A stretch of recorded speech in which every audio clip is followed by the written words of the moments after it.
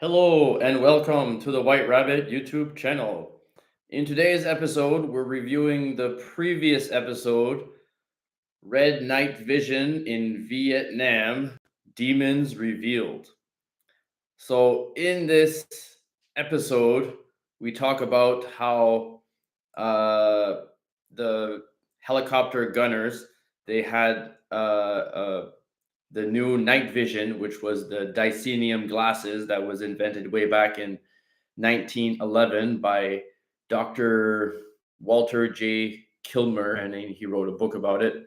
But it was only uh, used by the U.S. military in the 70s during the Vietnam War, and that's when they tested it out on the helicopter gunners, which allowed them to see into a different dimension. And I also give the example that they're similar to the glasses worn by Nada in the 1988 movie They Live. And I included the clip of that in the episode. And also the Russian UFO glass guy that, well, he either found or saw a UFO crash and collected some of the glass debris, and by looking through it, he could see UFO, no UFO, UFO, no UFO. Someone asked me what the big circle, this one here, was, well, like in the middle of the screen when he was talking. It's just blocking some swear words. It's kind of like, oh my god, I can see aliens, but he said another word, something like that. Nothing too important. And then,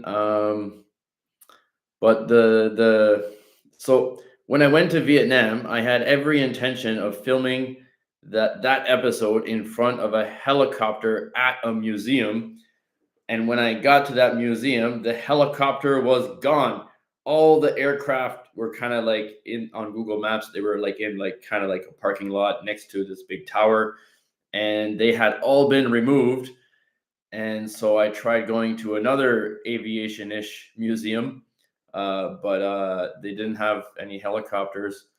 Uh, and then I found out that the original helicopter from the first place was moved to a new location, and the exhibit would open in August. But I went to Vietnam in July, and so I was at a loss.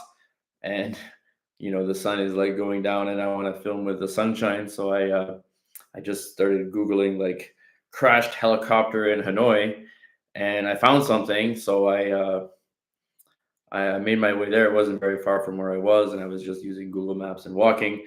But then what I didn't realize at the time was that it was like something lake, and then but the name for lake is what I was looking for instead of the name of the actual lake. So I went to one lake and it wasn't that one. I went to another lake and it wasn't that one. But luckily at the second lake, some lady kind of like she made me follow her, and she was leading me to that lake.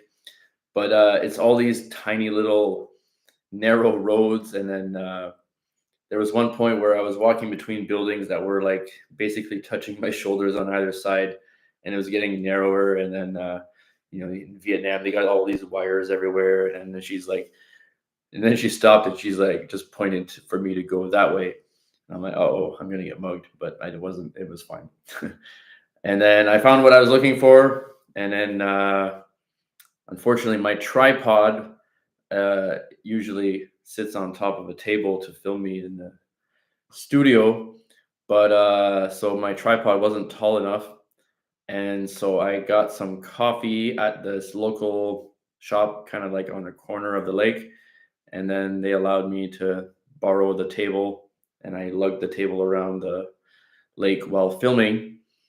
And it was only when I was halfway through filming, and then I was looking at the helicopter and realized that, wait a minute, helicopters don't have wheels.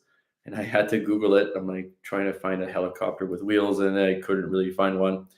And that's when I realized that I was not filming in front of a helicopter at all. It was a B-52 bomber that was shot down. Everything else is the same, but it was not a helicopter. And in my haste to find a filming location, I missed that. So my bad. But all the details are the same. The shot down date and all that kind of stuff. And it doesn't really hurt the story. It's just kind of like fact checking after the fact. And so but I still continued filming under the guise of it being a helicopter because everything was written already. So that was the story of finding the helicopter.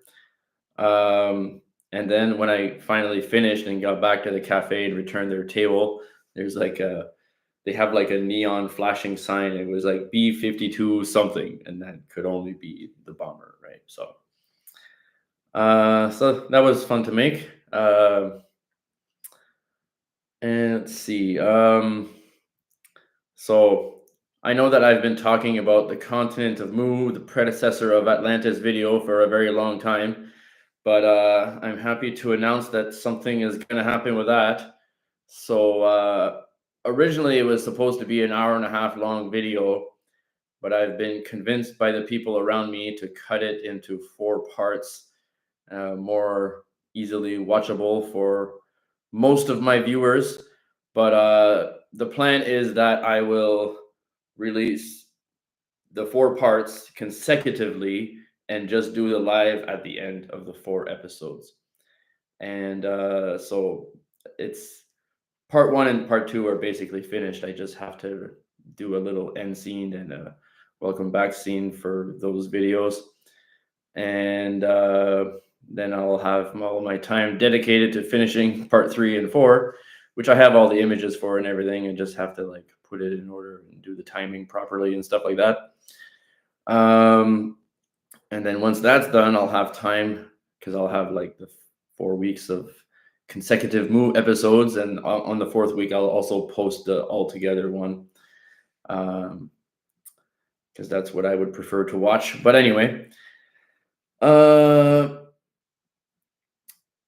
yeah, so then I'll have time to work on the Inner Earth episode, which is going to be requiring much more research. Like, of course, I know a lot about it, but I want to give you guys the facts, right? So let me just introduce some of the books I have here. So this is The Hollow Earth, the greatest discovery in history by Dr. Raymond Bernard. And I've had this book for a long time, but anyway. And I have this other one here, A Journey to the Interior by Marshall B. Gardner. And then this is probably the most well-known in the conspiracy community, Path of the Pole by Charles Hapgood. He also wrote the other book that I showed in the last live, The Ancient Sea Kings, Maps of the Ancient Sea Kings, which I used in making the Piri Riez episode, which is almost finished. And then, of course, I've already mentioned this one. This is the Missing Diary of Admiral E. Byrd, but a secret expedition and journey to a paradise inside the earth. So I'll be making references to that one and not going too deep because I've already covered it all about the whole book anyway, not these other books. So I've got a few comments on the video, not so many this time, but on the Dicenium Glasses, Red Night Vision, and Demons Revealed episode on location in Vietnam. So one user the name was like numbers and random stuff. So just wrote, as usual, interesting and odd. So thank you. That's my thing. And then another comment from Robbie Dog 7896. And he stated that the red glasses seem much more useful than the green ones. I got to disagree with you there because it's not very useful to be seeing beings in another dimension that are flying right at you and scaring you, I guess. But the modern night vision, the US night vision now is like miles above what we're used to seeing in every movie we saw growing up and whatever. But like now it's very high tech. I know I showed a little clip of it. It could have been longer, should have been longer anyway. So another thing about, so we have the Dicenium glasses and the UFO glass and the NADA glasses, but I've just heard today that there's another way that you can see ghosts and auras, and it's really easy and really cheap. All you got to do is go to a 3D movie and you get the red and blue uh, shades to see the 3D glasses, and you just take it out of the package or glasses, whatever, and you put them on top of each other, and then you just look through it, and apparently you can see UFOs and ghosts. That have not been tested. I don't have 3D glasses, but if anybody else does, let me know. Um, all right, let's see.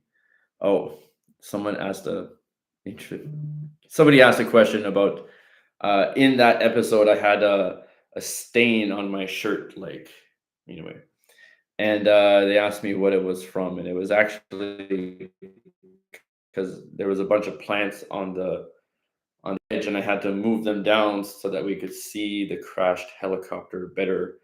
And then I had to put them back, and I guess I had one against me, and it rubbed off some dirt. But I didn't even realize until I finished filming. I was just trying to get it done before the sun went down. Um, Someone asked, where can I buy glasses, the Dicenium glasses that I mentioned at the end of the episode, that cost 70 to 700 US dollars? And the answer is they come from Russia. Actually, on that screenshot in the image, you can see that the currency was in the Russian ruble, I think. Anyway, so if you order something from Russia, I don't know if it'll arrive to your country or not, but you can try. Just maybe get the not so expensive pair at first. $700 is a big investment for something you don't know will work or not. But someone suggested that I get the glasses, and I said, "Oh well, I'll wait till I get to 1,000 subscribers, and then we'll see." Speaking of that, I recently started sharing some links on Reddit. And Reddit, in the beginning, I didn't really like it. I didn't know how to do the hang of it. But then I came across a UFO picture from near my hometown, and posted that on Reddit, and then it opened up the door. There were like 100 comments and likes and shares and everything. So it kind of opened me up to Reddit, and I was able to use it more efficiently. And there was one post about someone posted something about Greenland. So I posted a link to my Greenland episode. And at the time, that episode only had 51 views, and it's from like a month or two ago. So I kind of wanted to test it out with like a not so popular one so I could see the difference.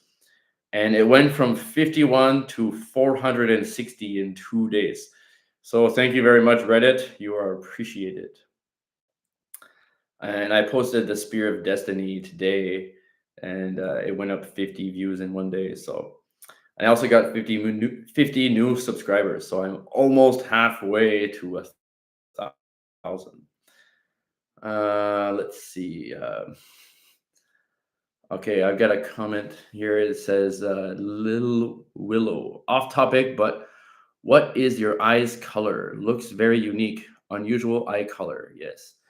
Well, I'm actually colorblind, so I couldn't really tell you, but people have told me that they vary between yellow and green and different shades. I have no idea why. Maybe it has to do with being colorblind, but I don't think so. Let's see. Anything else?